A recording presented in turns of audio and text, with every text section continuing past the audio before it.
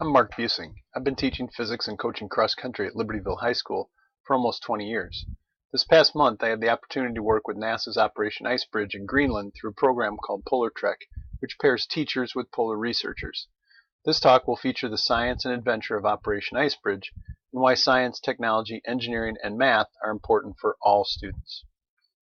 Well, let's start with a little of the adventure. Operation IceBridge is a 6-year airborne science mission to gather data on polar ice in unprecedented detail that will allow future scientists to better understand the complex climate of the Earth. It is no exaggeration to say that teachers, those working in support of teachers, and parents are literally training the next generation of scientists for whom this data will be critical. Operation IceBridge combines cutting-edge science and engineering with this amazing adventure to the most remote parts of the Earth in a mix that, for a nerdy guy like me, was simply astounding.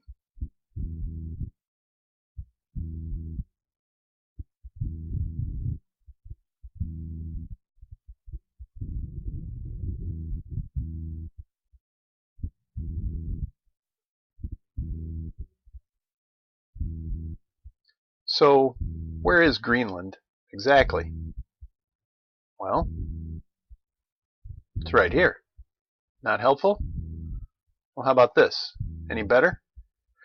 One interesting side note here is that during the winter and spring there are only 5 international flights to Greenland per week, and they all originate in Copenhagen, Denmark. Greenland is an independent country within the Kingdom of Denmark.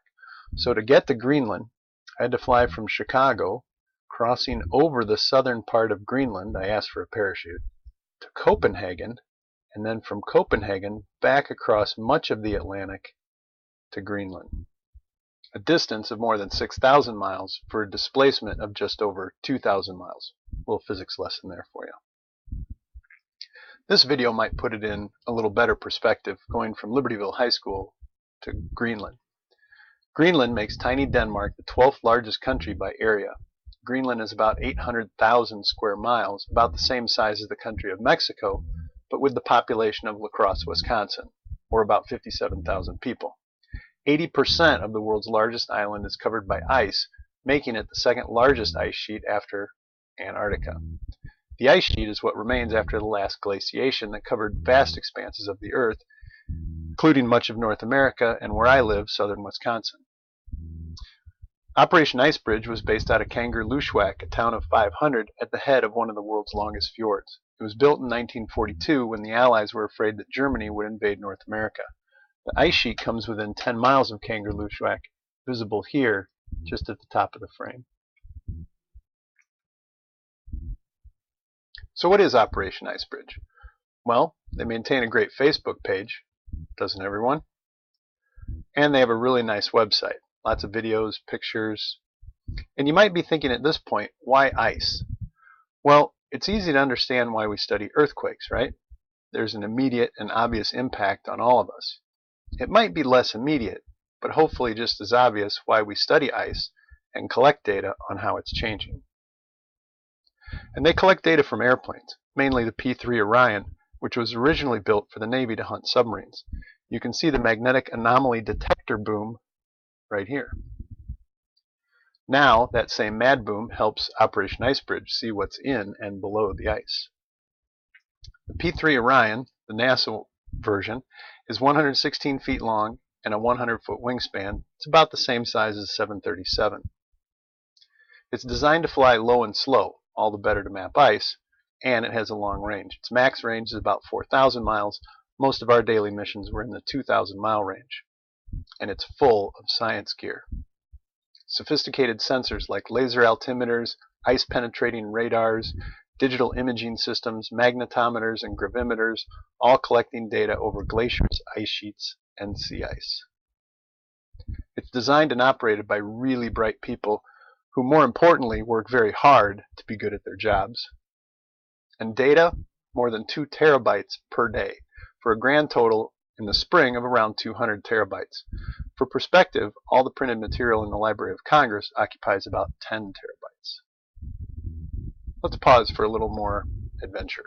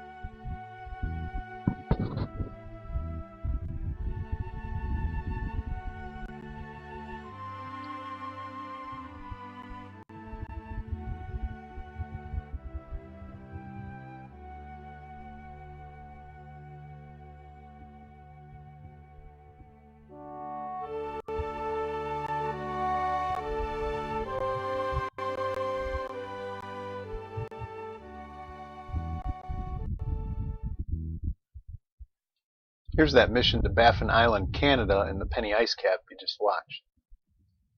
Here's a map of all the missions flown this spring. And this is interesting because there's several different things going on in this graphic. Down here, they do what's called mowing the lawn when they want to gather a lot of data over a relatively small geographic area. The squiggly line in here is actually following the glacier, where they're trying to gather detailed information on the glacier as it flows out to the sea. And these long lines here are, any guesses? Satellite tracks. Operation IceBridge has a mission to verify and calibrate data that's also gotten from satellites. Here's a close-up of mowing the lawn over the Jakobshavn. You can think of the Jakobshavn as the Amazon of Greenlandic glaciers, so it's very important for them to study it. And the pilots must fly over the same swaths year after year to gather longitudinal data. It's the only way to know how the ice changes from year to year, measurement to measurement. 95% of the time, the pilots are within 50 feet of the center line. And these are the fun parts, those glacier runs, where you're actually following those glaciers up and down those valleys. Operation IceBridge can generate some incredible images from the data. This is the data from the ice penetrating radar, and they can actually see what's a mile below the ice. Just this week, I had my 3 classes in the computer lab, and Libertyville High School is now officially the first high school in the country to use IceBridge data. I'm going to confess, we weren't generating images like this one using Excel or Minitab, but we were using real NASA data, and the significance was not lost on the students. And who knows, maybe 10 or 20 years from now, one of them will be building the most sophisticated model of global climate ever built, and they would once again be using the exact same data they used in that physics class. This is a composite image from Antarctica showing the digital image on the left, kind of a profile at the bottom, kind of the things we were generating in the physics class. But combining data from many of their sensors, they can generate these incredible 3-dimensional views that actually show what's not only on the surface, but actually inside and below those glaciers. And of course the colors represent elevations here. That's not the actual color of a glacier. Everyone knows the actual color of a glacier, right? It's white, isn't it?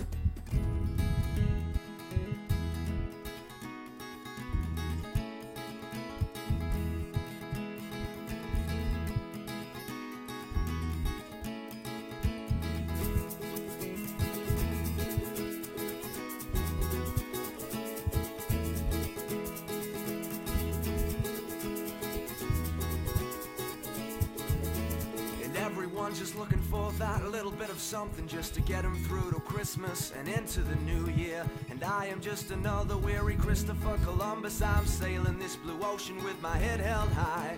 And all these currents are leading me astray, taking me away from the places that I'm seeking. And all these currents are leading me astray, 'cause I am just a drop amongst the waves we're making. Ooh, I am just a drop amongst the waves we're making.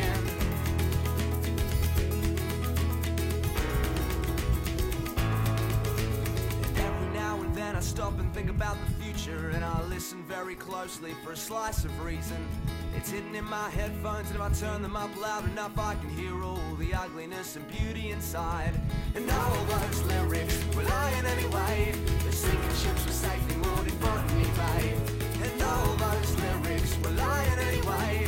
The sea lights faded when the morning came. Oh, and I don't know where you are from, but my God, I would like to know. And I don't know where you are from, but my God, I would like to know.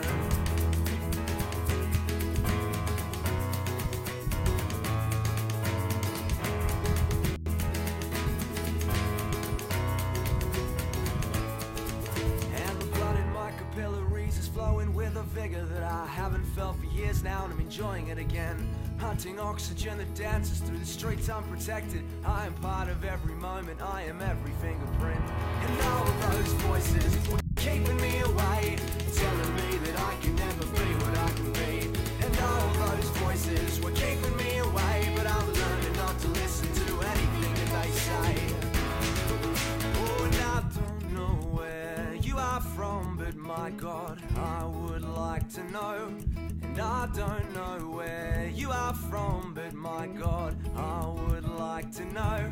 And I don't know where you are from, but my God, I would like to know. And I don't know where you are from, but my God, I would like to know.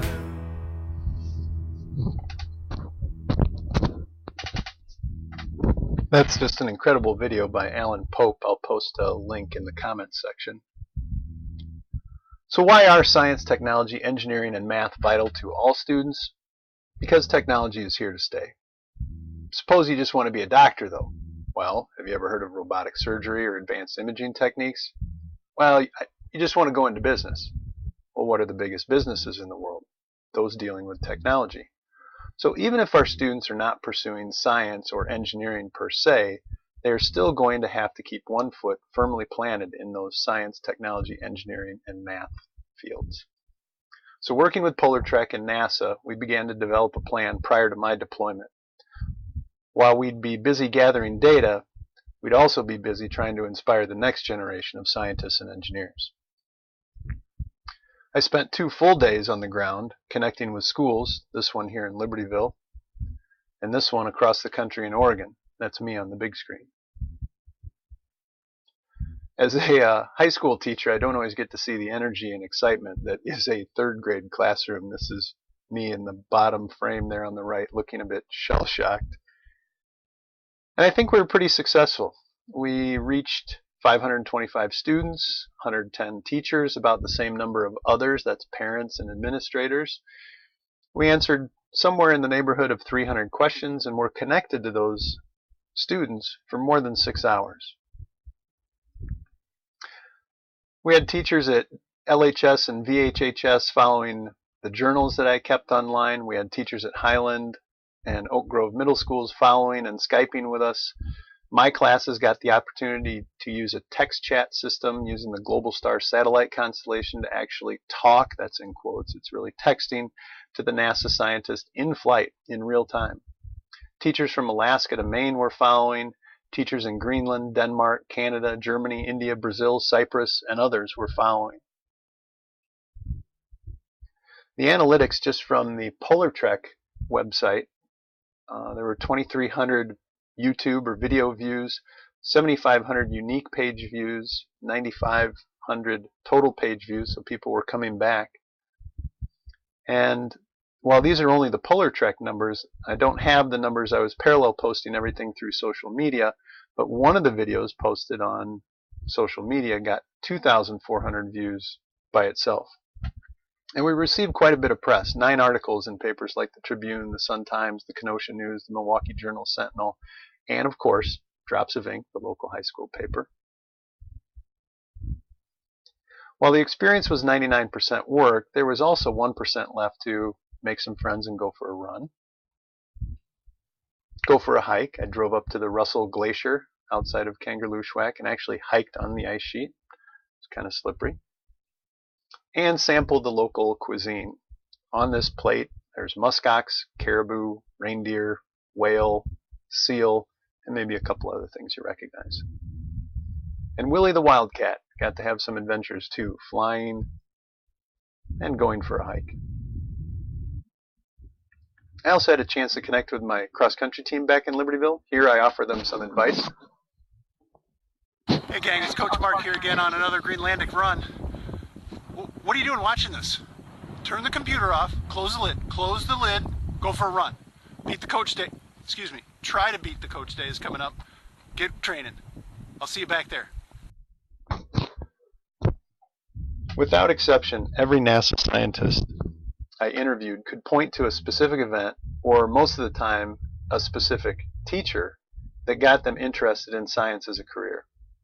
The scientists and engineers and pilots were just like our students. They studied and worked hard and got hired by NASA, and now their science lab is flying in a plane at 250 miles an hour, 1,500 feet above the ground, operating the most sophisticated instruments ever assembled to study the polar regions. And it is no exaggeration to say that the next generation of scientists are being developed right here in our district.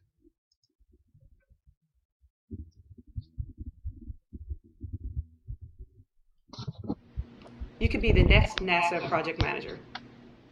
You could be the next science navigator for a big NASA airborne science project, such as Operation IceBridge. You could be the next NASA pilot. You could be the next remote sensing engineer. You could be the next sea ice scientist. You could be the next remote sensing specialist. You could be the next NOAA pilot.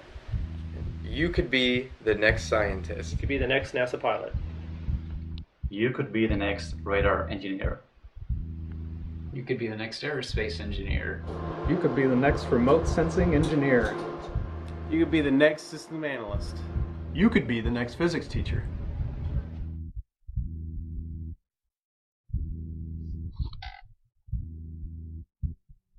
So one final video to highlight the adventure that is science. If through this presentation we've motivated or inspired one more student to pursue science, technology, engineering, or math as a career, then we've done our job here. Special thank you to all the folks at NASA who let me use their spectacular images and videos throughout this presentation. Michael Studinger, Jim Youngel, and Christy Hansen. Thanks to all the people at NASA, Indiana University, and Croesus at the University of Kansas for submitting to my interviews. A big thank you to the pilots for getting me home safely to my family. Thanks to Alan Pope for freely providing his amazing video on the colors of glaciers. Please follow him at Pope Polar on Twitter. And thanks to everyone at Polar Trek, especially Janet Warburton and Sarah Bartholow, and the people at Arcus and the National Science Foundation for running a program that allows teachers to gain real science experience and share it with their students. And thanks for watching the science and adventure that is NASA's Operation IceBridge.